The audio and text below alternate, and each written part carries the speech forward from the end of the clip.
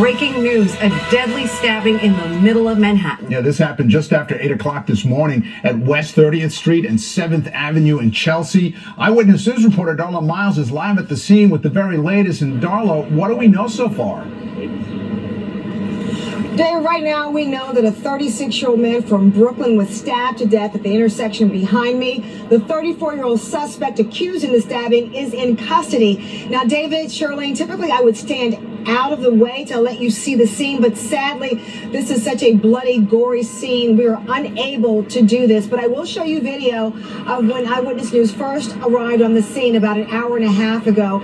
Again, this started as a verbal, physical fight in the middle of the intersection. Witnesses say they saw two men fisticuffs duking it out in the middle of the intersection, and then at one point the 34-year-old suspect pulled out a knife and stabbed the 36-year-old victim in the torso. Now, we've heard from eyewitnesses that there was actually another incident going on in the middle of 7th Avenue between West 30th and West 29th. The NYPD was already on the scene for that incident when the stabbing took place, so they only had to go over a few feet to be able to intervene in this altercation. The 34-year-old suspect was immediately arrested, and we're told by witnesses in the area that 34-year-old suspect is a homeless man. He is known to this neighborhood. They say up until now he had never shown any signs of violence. Two individuals were arguing, almost fist fighting in the middle of the street. Maybe went on for 2 or 3 minutes. I turned my head to continue walking up the block, and then I heard people yelling.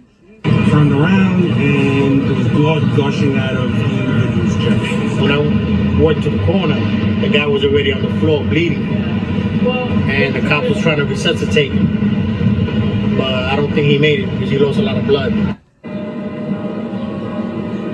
The NYPD says that 36-year-old victim was stabbed somewhere in his torso. That is what led to him losing so much blood that when he arrived at Bellevue Hospital, he was pronounced deceased.